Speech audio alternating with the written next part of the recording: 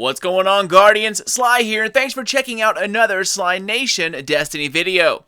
So, what did y'all think of the first Age of Triumph livestream? Now, I know it's just, rehashing old content, but this isn't regular old content like making us do, new quote-unquote story missions, but have it end up being a different mission in reverse.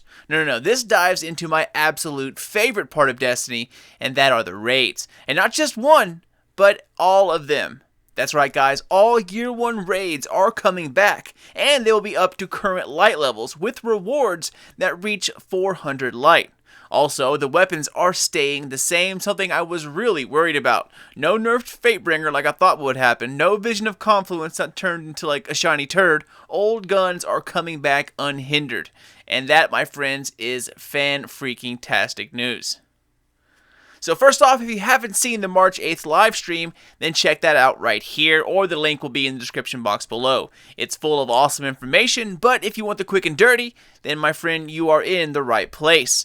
So in this video, we're going to highlight some of the main things that Deej went over today in the stream. And I have to say that I am pretty excited about all of it. So let's jump in and check out everything that they went over. Now first up, the record book, with 13 pages of progress to fill in. This is going to cover every single event, guys. Missions, quests, raid, collectibles, everything from the past 2, almost 3 years of Destiny. Now some will unlock automatically from the things that you've done since Year 1, and some might take you a while to complete if you're new to the game. Each completion gets you one step closer to the final reward, and usually each major node completed will unlock some kind of special emblem showing just how dedicated you really are in that certain area. There are things like, collecting all the hidden ghosts or most of the Siva fragments, completing all of the raids, all of the challenge modes, collecting 75 ships, 100 shaders, completing subclass quests in the Crucible. I mean, the list is pretty extensive. And if you haven't been around all that long, then this will be a grind fest and a half. Now, just like the recent Year 2 Moments of Triumph, at the end of it all, or once you reach level 7, it will unlock a code that you can then use to buy a special Age of Triumph t-shirt with your gamertag on the sleeve, and you can only buy it if you reach level 7. Now, they did say that you do not have to fully 100% complete your record book in order to reach level 7. One of the devs commented that you would reach it if you had a little over 3/4 complete, so I'm guessing somewhere in the neighborhood of 80% or so. The Lighthouse one, going flawless, as well as the Wrecking Ball medal within Trials of Osiris, are definitely going to be giving some people a little bit of trouble. Obviously, they're pretty hard to do, but good thing to note is that the record book is account-wide, so it's not something that applies to just one character. But, the record book, it's nice and all, but what I really wanted to hear had to do with the raids and changing up some of the old content. Well, it turns out that with Age of Triumph, we're getting these things called weekly featured playlists. Along with the revamped raids, Nightfalls will be getting some harder modifiers along with other challenges, and that will be discussed next week. So make sure you tune into Twitch next week to see Bungie, or you can stop by my channel as I'll have the rebroadcast up as soon as it ends. So instead of seeing the weekly playlist in your directory at the end of March, these featured playlists will now dominate the bottom of your screen once you go to orbit. So what they do is introduce a raid for the entire week, and during this week, all of the challenges will be active, and they will drop loot accordingly, and also, according to the devs, with improved drop rates. So on top of getting normal raid loot, completing these featured raids will grant you an unknown reward, as well as a new set of ornaments for that particular set of raid gear. So far, they have confirmed that all Year 1 raids are being brought up to today's light level. There will only be hard, and it's rated at 390 light. All of the weapons will also be brought forward, along with all of the elemental primaries. So Fatebringer, Fang of Iryut, Vision of Confluence, Mythoclast, maybe even Necrochasm, Will of Crota. I could keep going on. All of these are coming back for Age of Triumph. And on top of that, armor has been modified for each of the old raids. While he assured us that the changes were tasteful to the armor, the big news here is that he seemed pretty excited at the ornaments that you could apply to them. Now there will also be 2 sets of ornaments for each set of armor. That's Vault of Glass, Crota's End, and King's Fall, and also there will be one more additional ornament coming to Wrath of the Machine. So that is definitely something to be excited about. Now if you're saying, well, I still have a shitload of King's Fall stuff or Wrath of the Machine, weapons and armor in my vault, well, don't you worry, my friend, because there will be new rewards for those 2 specific raids. The older ones will also drop a few new things, but you will also have the older weapons coming back. Now, another great thing is that they have added challenge modes for the Vault of Glass and for Crota's End. And on top of that, the final boss fights have been changed, and he seemed especially happy about the way Crota turned out. But not only boss fights, mid-raid mechanics have also been tweaked. Again, they said they made tasteful changes and nothing drastically changed the way the original played out, but things are definitely harder and more engaging, which is exactly what I wanted to hear. And as you can see right here, they said that the Atheon Challenge is the hardest challenge that they have ever created. I say, bring it. Alright, well, we want to complete the featured raid because just completing the feature itself has some unique rewards. Yeah. Or maybe you guys are game enough for the Templar Challenge, but you aren't game enough for the Atheon Challenge, which we think is the hardest challenge that we've ever made. Yeah. How do you beat Atheon now? Very carefully. Very carefully. Very carefully. They love us for answers like that. Also, they had a few testers on the stream to show off some of the Vault of Glass raid, and to be honest, you can tell these guys were trying, and they were getting decimated, man. At the end of the Confluxes, there were only 2 left standing. Cosmo and the test crew, they can definitely handle their own. I've seen them on streams, plenty of times. So this looks like to me, things will get interesting here very, very soon.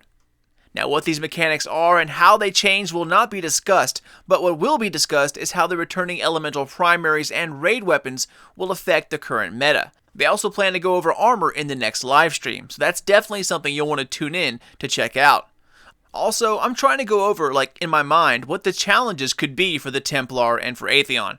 I don't know, maybe everyone has to use the Aegis shield during the Templar, or perhaps you can only cleanse, 3 times with the shield, and you'll have to jump down below to cleanse for the remaining 3. Ooh, that's a good one. In any case, there's something else I wanted to point out, and they went over it at the beginning of the stream. So let's wind back a little bit, and let's take a look at what they scroll over right here.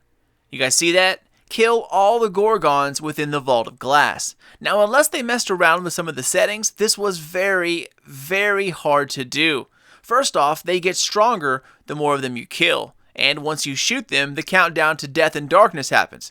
So if you run out of ammo, or perhaps, you and your buddy reload at the same time, you're pretty much effed. On top of that, killing them with a light level comparable to yours takes a lot of firepower, a lot, especially if you just killed 3 before that. So I am definitely curious to see to what this all leads to.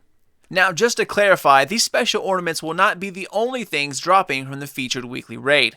We'll have to wait for the final live stream to find out what they are, but they have confirmed that there will be more items. Also, these revamped raids will all be unlocked the day Age of Triumph goes live on March 28th, so you don't have to wait to play Crota's End or King's Fall at light level 290 in a week or 2 when it's featured. They will all be accessible the day this goes live. However, to get the sexy new ornaments and the extra goodies as well as the challenge mode, you'll have to wait for that particular raid to be featured. Now, I love the Vault of Glass, but Crota's End has a special, kind of weird place for me for some reason. But after seeing it tore to pieces with glitch after glitch and cheese after cheese, it fell to the wayside and quickly became a very soloable experience. But now, they've gone in and revamped the entire raid, so expect all the old tricks to no longer work. And on top of that, Crota himself has changed as well. There are also the challenge modes in which we have no idea what to do.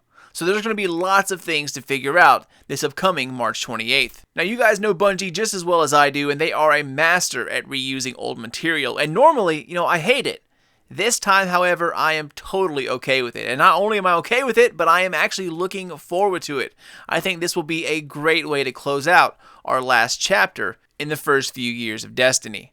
There will no doubt be more stuff to uncover as the week rolls by and the next few live streams take place. Raids are simply one area we get to rediscover, and I cannot wait to see what else they have in store. But that's it for me, guys. Hope you guys are all just as excited as I am about the new stuff in Destiny. Now, I just watched the Division Special Report earlier today, and I was very, very unimpressed. Besides confirming that Massive will largely not be working on the Division anymore, and that their sister studios like Red Storm and NSC and a few others will be taking over for them, they also flat out said that another large paid level increase like story-wide DLC is completely off the table, and that was a quote. And that is not what I was hoping to hear. Anyways, I'll talk about that later, but I'm glad Destiny is going out with a bang before stirring up some Destiny 2 hype. Get ready, guys. I think it will be an awesome spring, and I cannot wait to start up the Xbox again and start cranking out Destiny guides. As always, I hope you guys will all be there with me when it happens.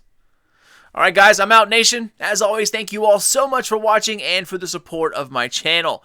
Feel free to follow me on Twitter at SlyNation or on Facebook at SlyNation Gaming. It's the best place to check out all news updates about Destiny, Mass Effect Andromeda, and Division, as well as new videos coming out of my channel. Keep an eye out for more vids coming out of SlyNation here very soon, but until then, this is your boy Sly, and I'll catch you all next time. See you guys. From the day your ghost woke you, your light has been our beacon. You defended this city from the worst the darkness sent against us. Atheon, Crota, Oryx, Axis. When you are called on, you will do it again. The city's children tell your story to each other. Pretending to be guardians, they grow braver and more powerful with each retelling. They are no longer afraid. You have shown them, and you have shown me, what it is to hope. You have led us to a new age, Guardian. An age of triumph and remembrance. Today, and tomorrow and every day, you fight for us. You fight for the traveler. You fight for those who fled here from 1,000 nations looking for refuge. We thank you, Guardian, and we will never forget.